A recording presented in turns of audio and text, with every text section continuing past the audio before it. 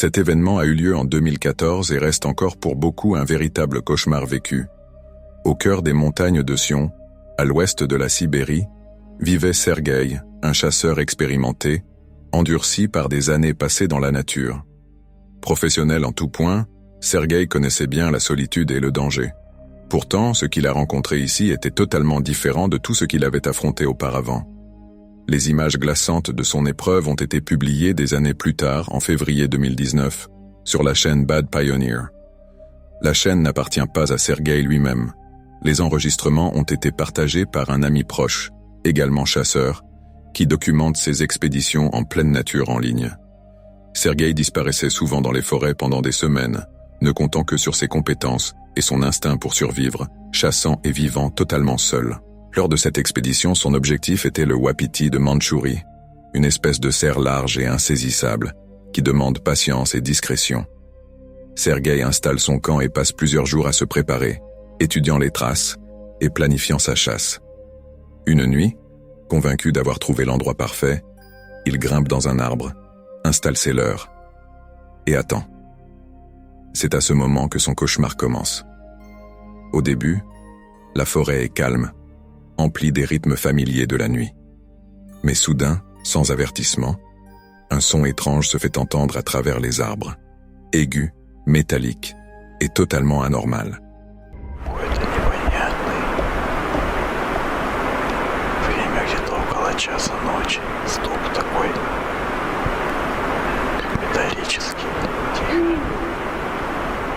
Le bruit se manifestait par un motif faible et rythmique, persistant pendant près d'une demi-heure avant de se transformer en quelque chose de complètement différent, un changement qui le rendait encore plus inquiétant.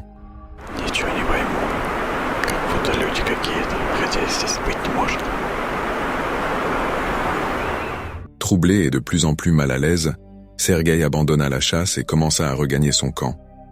Mais la forêt avait d'autres projets. Sur le sentier, de nouveaux bruits se firent entendre. Cette fois, plus proches, délibérés dans leur déplacement et bien plus difficiles à ignorer.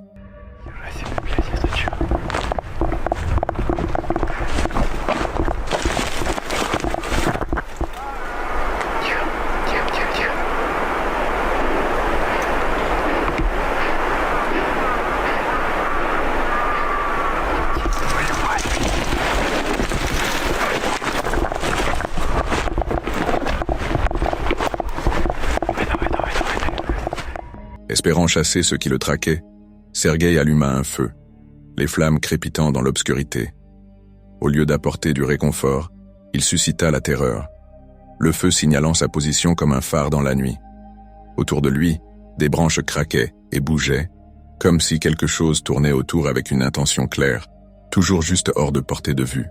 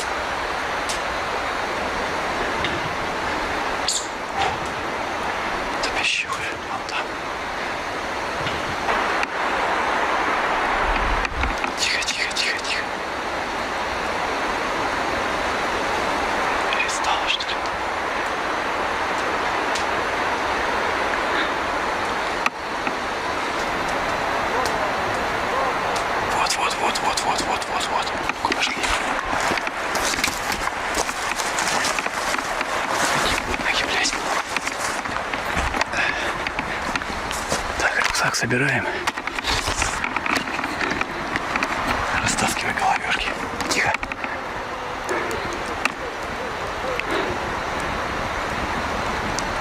Блядь, тушим давай. Тихо, чтобы не поехала никуда. Блядь, сейчас сольем уж нахуй.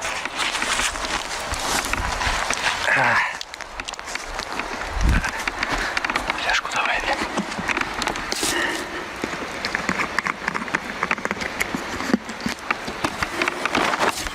Вода, не до воды, блядь.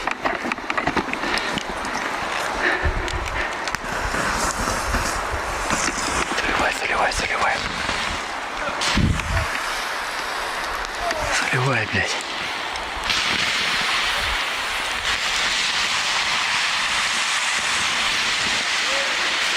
Тихо.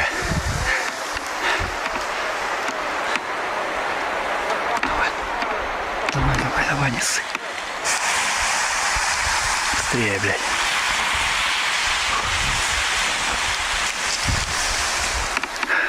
Comprenant que la situation devenait critique, Sergueï se hissa précipitamment dans un arbre, choisissant la hauteur pour se défendre. Puis vint le point de rupture. Un coup de feu retentit, suivi d'un cri comme il n'en avait jamais entendu. Le bruit s'éteignit, la forêt retomba dans le silence. Mais seulement pour 1 heure. Lorsque les bruits revinrent, ils étaient plus forts, plus proches et terriblement menaçants.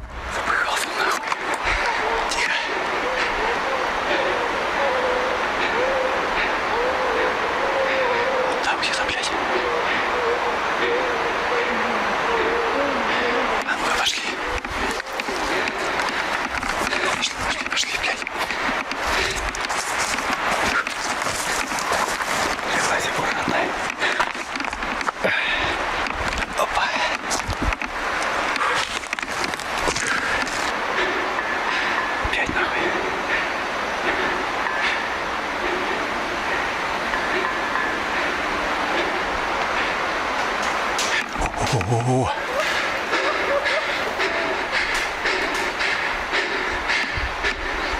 Ты чё, блядь?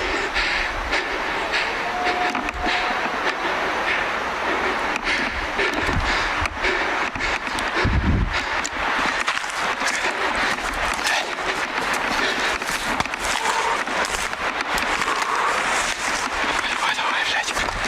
Быстрее, нахуй.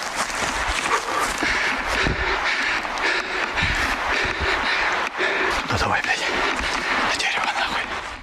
Désespéré, Sergueï construisit un abri rudimentaire, tirant dans l'obscurité par intervalles, chaque coup de feu chassant la terreur seulement pour un court instant.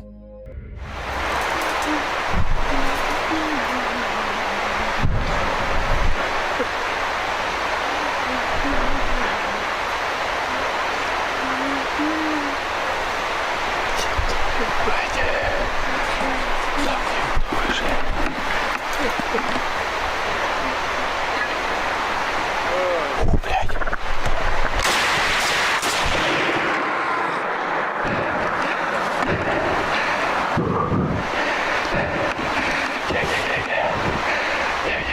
Finalement, le bruit se calma.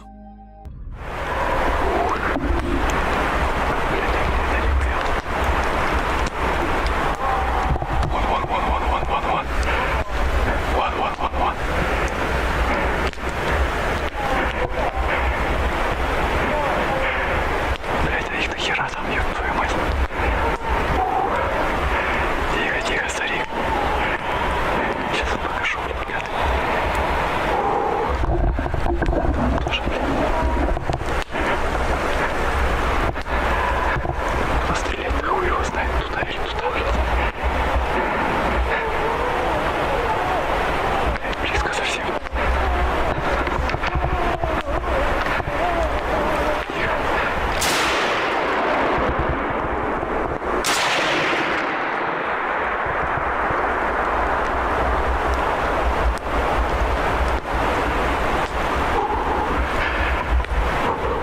Un silence lourd s'abattit sur la forêt, durant jusqu'aux premières lueurs du matin.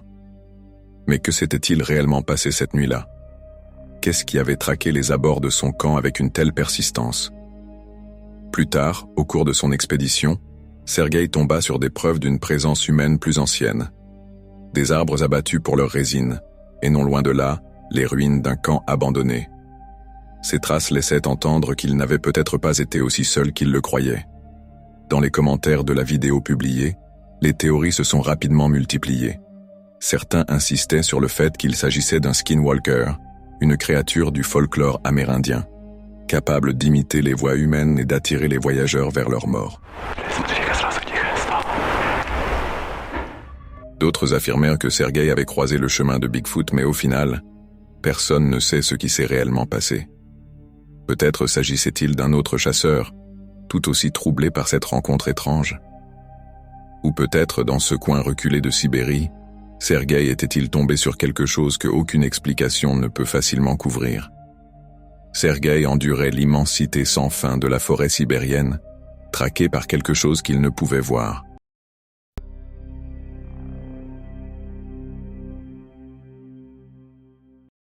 Adventure Travel and Raw Moments est la chaîne tenue par Valérie, une voyageuse connue pour ses aventures spontanées et pleines d'entrain. D'ordinaire, ses voyages sont remplis de bienveillance et de rencontres. Mais cette nuit-là, faisant de l'autostop seul à travers le Turkestan en direction d'Aristanbob, l'ambiance a basculé vers quelque chose de bien moins attendu. Cette vidéo documente ce voyage. Un trajet qui aurait dû être ordinaire, mais qui s'est transformé en un test silencieux de ses limites et de son instinct. I'm just a few hundred meters away from the city center in Turkestan, and it's sad to see, but it looks like a different world. The streets are full of potholes, they're scattered everywhere. The contrast is very big, like the huge buildings and the fountains. Yeah, it's like the same city, right? Bye-bye!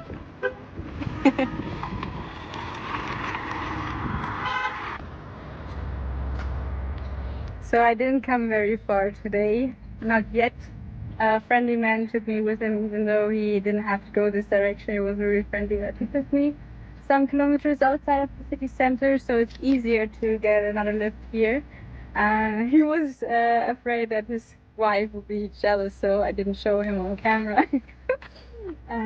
But yeah, here I'm on the proper road, good for hitchhiking. Dès le départ, les contrastes du Turkestan posent le décor.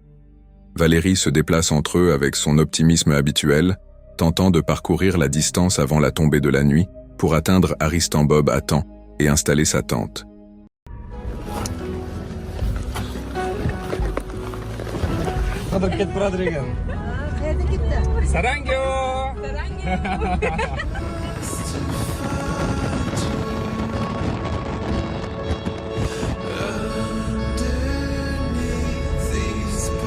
Thank you so much.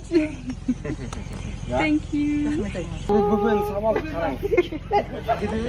So lucky I met this family. They were so sweet. And they took me like 1 hour from Turkestan to Aristanbob.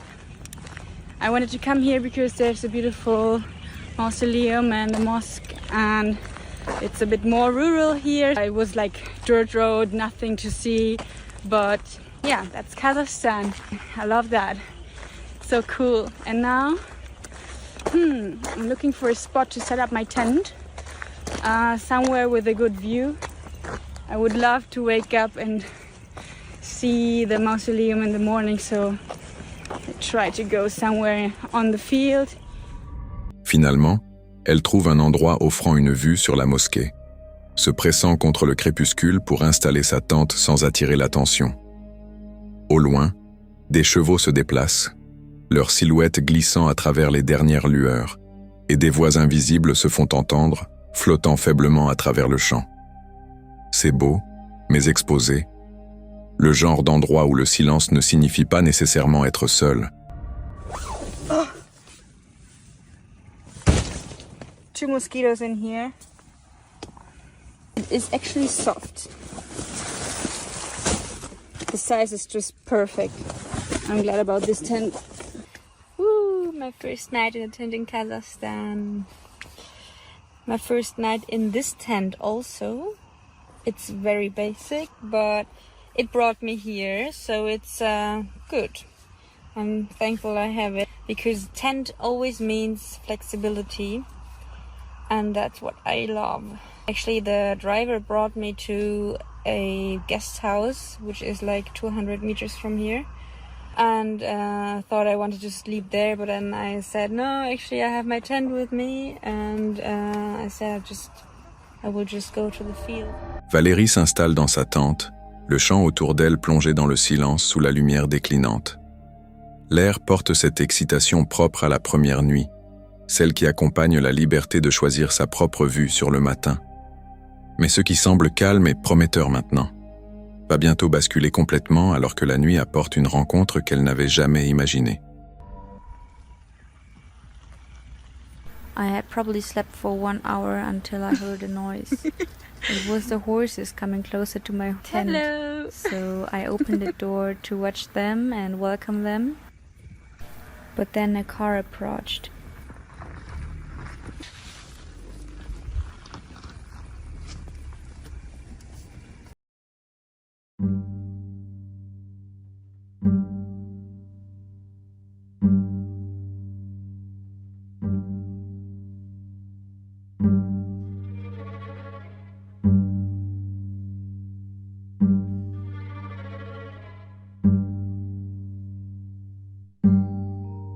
Så bilmeyecek edemez.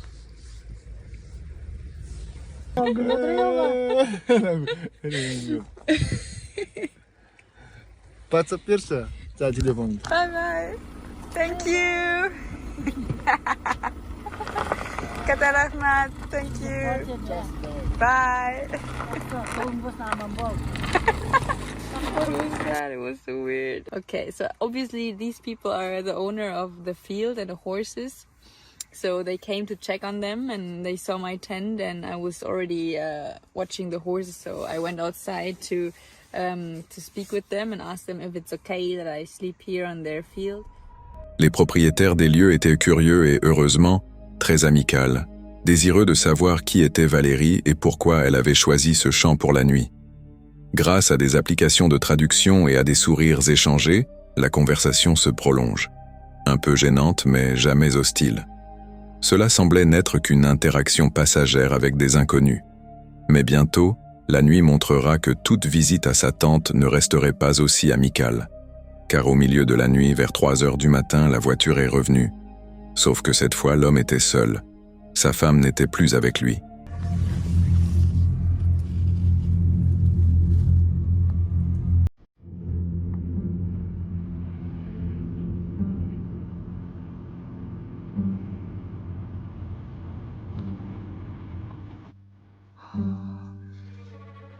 Can't believe I just called this man friendly. I'm so disappointed.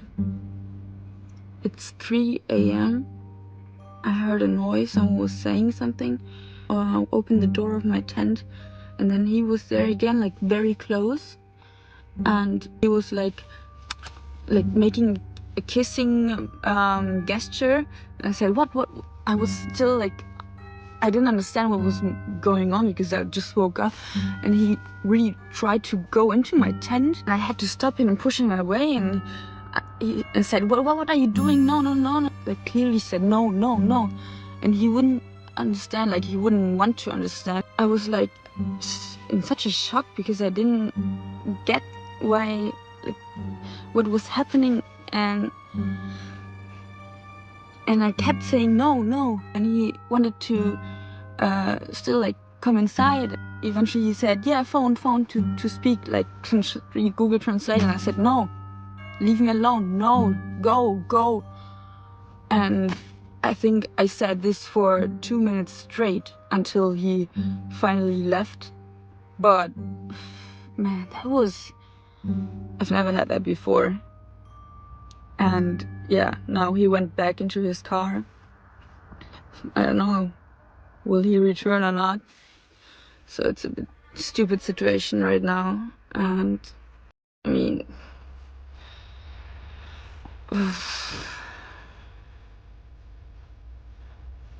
so sad because they were friendly and stuff, but this really destroyed it, unfortunately. It was the first time I didn't really feel 100% safe. I mean, I was sure that one day I will face these kind of situations, but yeah, it just didn't happen to me yet.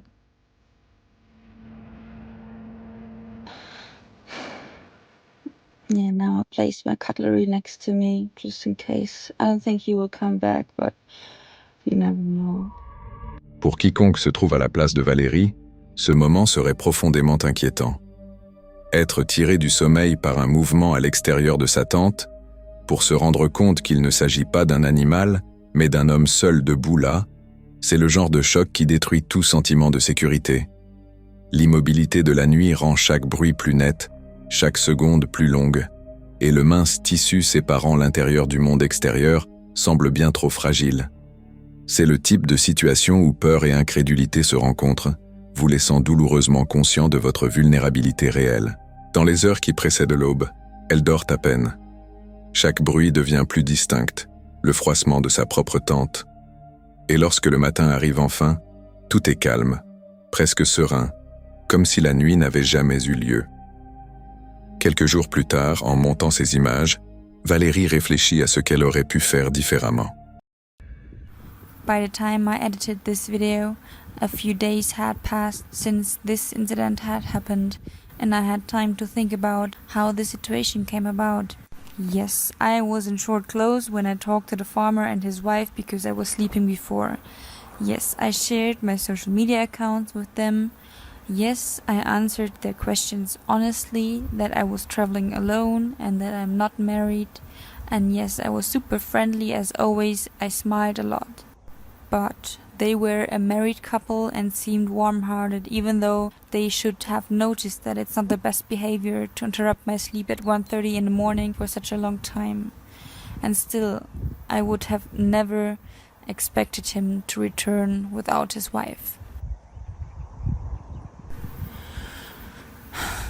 Elle note de nouvelles règles pour elle-même, des limites plus claires, moins de sourire quand quelque chose semble anormal, de petites protections imaginaires, comme faire semblant de ne pas être seule, des changements qu'elle ne voulait pas faire, mais qu'elle sait nécessaires pour protéger son courage, ce même courage qui lui permet de voyager comme elle le fait. Ce n'était pas l'histoire qu'elle voulait raconter, mais elle est devenue l'histoire qu'elle devait partager. Au moment de partir, le champ semble à nouveau calme, mais le souvenir de la nuit reste présent, un rappel que même les plus beaux voyages peuvent porter des ombres.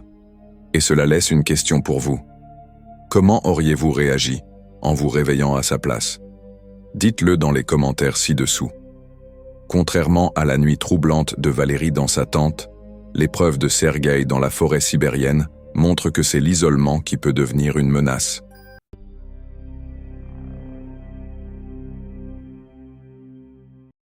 Tom est un explorateur qui emmène son audience dans des lieux dont la plupart des gens ne parlent qu'à voix basse, des sites abandonnés, des zones interdites, et parfois même les frontières des endroits les plus secrets d'Amérique.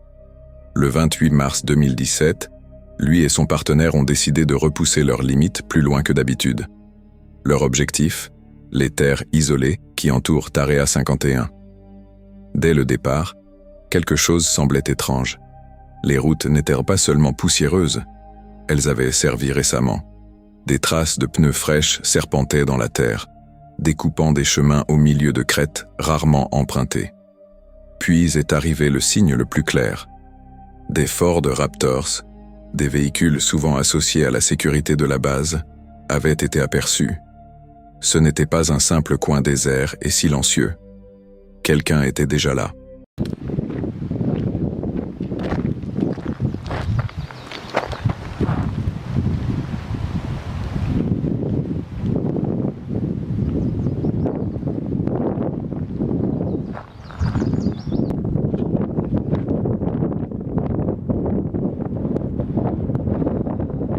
There's the dirt road. I don't know, 10, 15, 20 miles. I don't know how far to Area 51.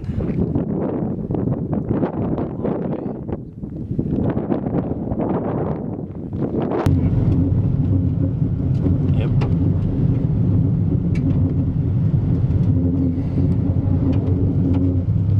Jesus. Freaking asshole. Does that mean I can't take any video?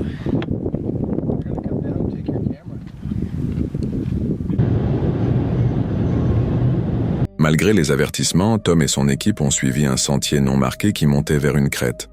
L'objectif était simple, atteindre un point plus élevé, observer le terrain et peut-être apercevoir l'un des postes de sécurité supposés, perchés sur des collines lointaines.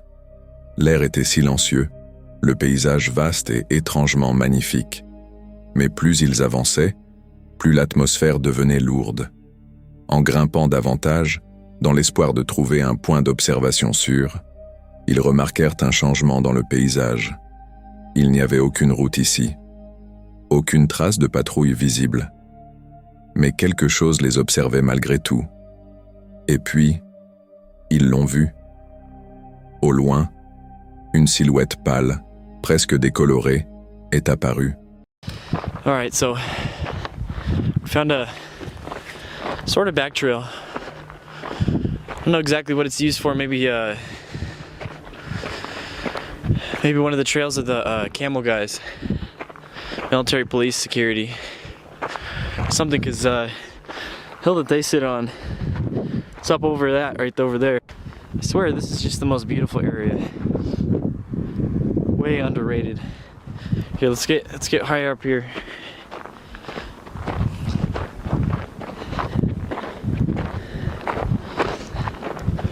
So the security guys have that Ford Raptor. I don't know.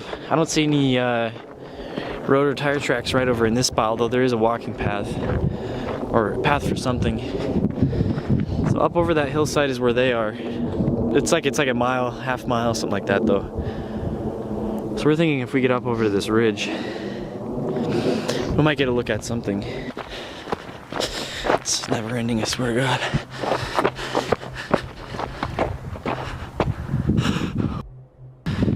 Alyssa, get the keys, go! Go!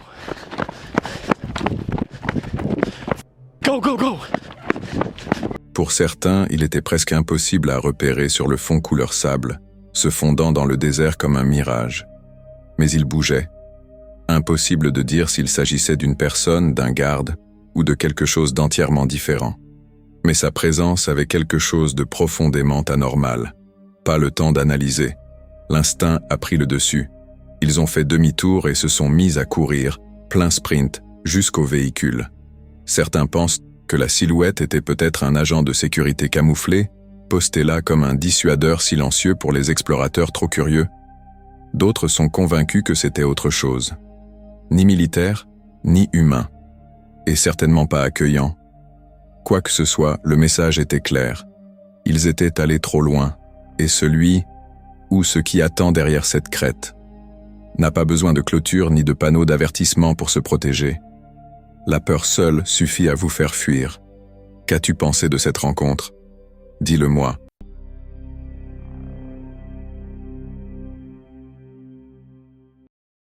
La chaîne YouTube Audrey and Bella est dédiée aux enquêtes paranormales et est connue pour pousser les limites de ses animatrices dans des lieux extrêmement hantés. Leur contenu se concentre sur le duo explorant des sites notoires, souvent en intégrant des défis uniques. Cette enquête spécifique faisait partie de leur Month of Horror, une série où elles visitent 4 lieux incroyablement hantés en 4 semaines afin de provoquer davantage d'activités paranormales que jamais. Le 16 octobre 2025, elles se sont rendues à la Green County Holmes House à Waynesburg, en Pennsylvanie. Ce site est tristement célèbre pour son histoire sombre de cruauté, de négligence et de conditions inhumaines, il y a plus de 150 ans. Il abritait des résidents qui subissaient des abus, étaient enchaînés et mouraient souvent sur place, avec plus de 746 décès recensés, dont beaucoup enterrés sans pierre tombale. L'enquête était motivée par des défis proposés par les abonnés, y compris le jeu du Spirit Tag, qui les obligeait à se séparer dans l'obscurité, et des enquêtes en solo de 5 minutes dans les endroits les plus actifs. L'enquête a commencé avec une activité immédiate et intelligente. Lors d'un live stream, les animatrices ont entendu distinctement la voix étouffée d'une femme disant « Bonjour ». Les appareils continuaient de produire des réponses intelligentes, les guidant vers les points chauds du bâtiment, notamment la cuisine, où un nourrisson est mort tragiquement, et le service des femmes. Pendant leur présence dans le service des femmes, le nécromètre a fourni une série de messages guidants profondément troublants. Ruled accidental. The death of that lady's baby was accidental. Or just any deaths here too. It said ruled accidental. Was your death ruled accidental? Damn, I didn't even get to like say under something. Under something? Is that where you are right now? Are you under the bed? There's a lot of beds in this hallway, so that's why I'm saying this that. table right here. Damn, what the hell? Feel free to show yourself if you have the power. Scrying room. There's rooms with a lot of mirrors. That might be You what just said show yourself, and when you are in a scrying room, that's how spirits show themselves, is through the mirrors. Is it one of the rooms down this hallway? Can you give us a sign by making a noise or through this device at all?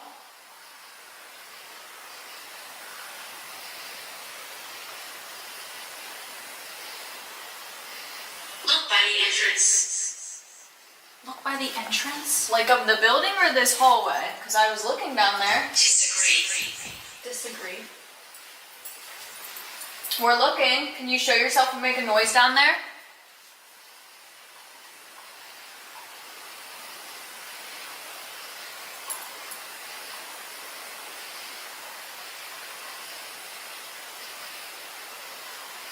Can you give us a sign you're down there?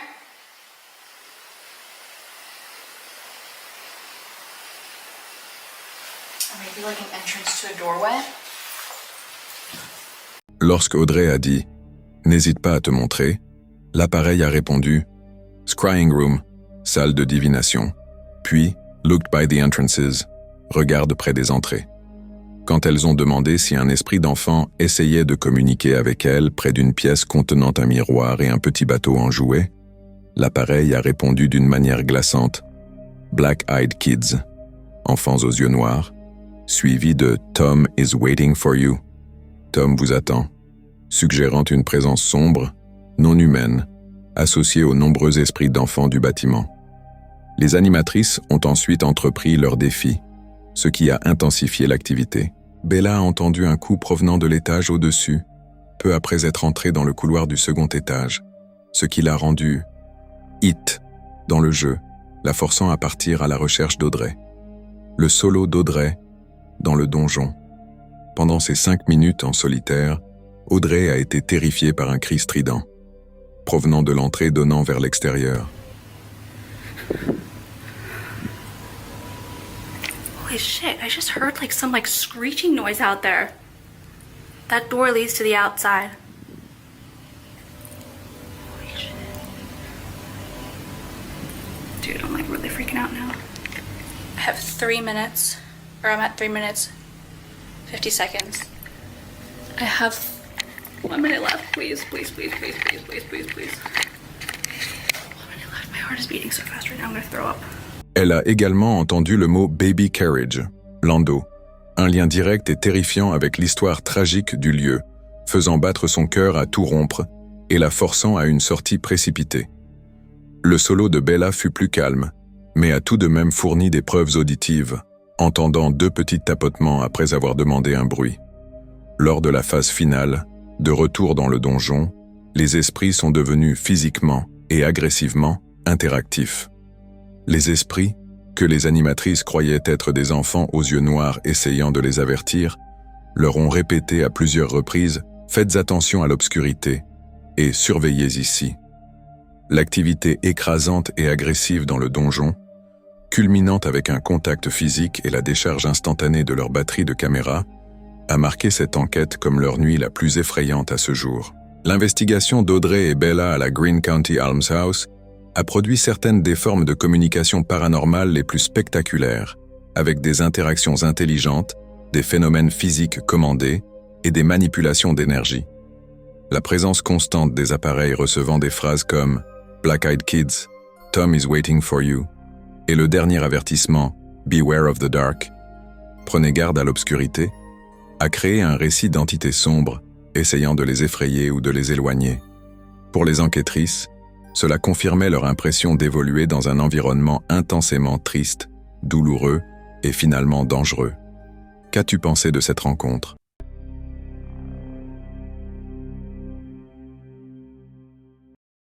These Dark Adventures est une chaîne qui prospère en allant là où personne n'ose mettre les pieds. Des asiles abandonnés, des lieux maudits et des villes oubliées englouties par la forêt. Mais dans l'une de ses vidéos les plus glaçantes, elle s'aventure au cœur de l'une des régions les plus infâmes de l'Ohio. Un endroit où les mythes sont plus profonds que les racines sous vos pieds. Les habitants l'appellent Helltown, et même eux n'osent pas s'en approcher après la tombée de la nuit. Le voyage commence par une randonnée en solitaire près de la Stanford House, une bâtisse historique du début des années 1800, qui sert aujourd'hui de point d'entrée vers le réseau de sentiers. Mais ce n'est pas une balade ordinaire. La destination est un lieu noyé dans la légende, une structure abandonnée que certains croient avoir été le site d'activités rituelles. D'autres l'appellent simplement la grange satanique. Stanford House, George Stanford Farm, where the house stands now, was settled in 1806 by James and Polly Stanford. James's son, George, built the main farmhouse around 1830. The Stanford family played a significant role in Boston Township's history, with both James and George serving in local government. The farm eventually passed through several owners before being acquired by the National Park Service in 1978. Following the renovations, the Stanford House reopened in 2011 and now functions as a lodging for events, retreats, and other getaways. While the Stanford House itself doesn't have specific legends tied directly to it as a haunted location, it is situated on a haunted road and near a creepy location named Helltown. Stanford Road, where the house is situated, is also known as the End of the World. A section of Stanford Road featuring a steep incline and drop has been associated with a supernatural occurrence and claims of the road itself being evil, coming to life and causing deadly crashes. Laissant son partenaire derrière elle au campement, elle s'enfonce seule dans la forêt. Les histoires qui circulent autour de cet endroit ne sont pas seulement anciennes. Elles sont stratifiées, imbriquant plusieurs couches de secrets. Des évacuations ordonnées par le gouvernement dans les années 1970, des bâtiments destinés à être démolis, mais inexplicablement laissés intacts, des témoignages de créatures humanoïdes, de silhouettes silencieuses observant depuis les bois, et d'un brouillard étrange qui n'apparaît que lorsque quelque chose est proche. Et ce soir, ce brouillard est déjà là. Il s'accroche au sentier comme de la fumée, n'entourant que certaines zones tout en laissant d'autres parfaitement dégagées. Le premier bâtiment qu'elle croise est une grange en décomposition. Ses portes sont enchaînées, les fenêtres couvertes de poussière, mais quelque chose en elle semble habité. Pas par des gens, mais par une mémoire, du genre qui s'accroche au bois et murmure depuis les coins plongés dans l'ombre. Look at that. It looked like it was like a factory or something at some point. Oh, look, you can look in. Oh, okay. Well, let's see. The Ventures will find something looking in. That's how I've always gotten pictures, is looking at. Hold on, let me knock. You see in there good? Yeah. Sorry, guys, want me to keep tapping, yeah? Board you can get into. There's an upstairs. Apparently, you can hear walking from what he said. Is this the barn or the other barn? I think it's the other barn. You said you could hear walking in the upstairs? Man, the barn that I'm about to take you to is insane. The Satanic Barn is where we're headed, guys. It's had rumored to have human sacrifices, animal sacrifices. What is that? Right there. Is that helping? Okay, you see the 1 times? Go to the left of that. What is that? Is that a sign hanging there or something? I can't zoom it in. Hold on. I can't tell that. Zoom, you stupid thing. I'm struggling. I am, all day. All day I have struggled. Where was it? It was right there. I think it's a sign. I'm trying not to keep hitting them on the dang window, but... À mesure qu'elle s'enfonce plus profondément, des phares surgissent entre les arbres. Un véhicule apparaît sur un sentier voisin, s'arrête et reste là, moteur au ralenti. Aucun signal, aucun mouvement. Juste une présence silencieuse qui l'observe à distance. Après de longues minutes, il fait demi-tour et disparaît sans un bruit. Impossible de savoir s'il s'agissait d'une coïncidence ou de quelque chose ou quelqu'un qui voulait la voir partir. Plus loin sur le chemin, elle découvre une empreinte fraîche dans la boue. Grande, nue, encore humide. Il n'y a personne d'autre sur ce sentier.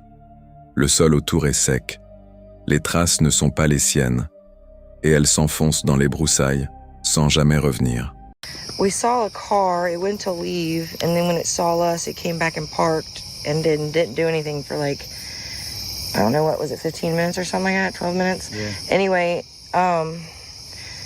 This makes us a little nervous because I don't know if they were trying to pick somebody up or if they dropped somebody off. Somebody was just back here. So Going back to the this is still satanic barn. wet. So let's show how the prints work when we walk. Like, see, there's those prints. Now I'm gonna walk out of the water. Those shouldn't have lasted that long. And then, see? And then, see, that's how wet ours is. So it's died down, but those are wet prints. They're all wet though, like, but I want to show you this. Look at this, right here. Maybe it's a boot. Maybe it is a boot, never mind, because that ridge there, never mind. I thought it was a footprint. Dang it. All right. Anyway, so we're gonna walk down this just for a second, but we didn't want to, we're trying to get to the satanic barn, and it's like a 40-minute walk. And so I'm just doing B-roll and stuff for the intro and trying to, let's do that a little bit. Les légendes autour de cet endroit sont nombreuses. Certains disent que des silhouettes sombres rôdent à la lisière des arbres, des formes longilignes, rapides, qui évitent la lumière mais suivent le moindre mouvement. D'autres croient que les granges ont autrefois été utilisées par des cultes, protégées par ceux qui vivaient ici avant que le gouvernement ne les expulse. Et d'autres encore affirment que la terre elle-même est maudite. Non pas hantée par des fantômes, mais par quelque chose de plus ancien, de plus territorial. Elle continue d'avancer en direction du lieu légendaire, que l'on appelle la grange satanique. Mais quelque chose commence à changer. Le brouillard s'épaissit.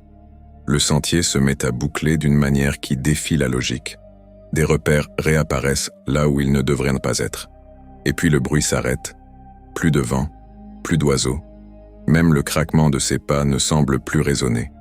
I'm a little nervous. A lot of stuff. There's a lot of feral people. The people that moved. Okay, so another government push out. They did the same thing as LBL. Pushed everybody out, and then all of a sudden, the people that came back, as like, because they didn't want to leave their homes, experienced a beast-like creature. What was that? Hold on, I heard something over there. So, but this one's a lot younger than LBL. So this has been recent, since like the 70s. So, or I think it was late 70s, early 80s. Anyway. So this is one of the roads. We haven't seen any of the houses yet. There's supposed to be an abandoned haunted house where we're sleeping next to. I seen it, but I didn't know it was haunted till he told me.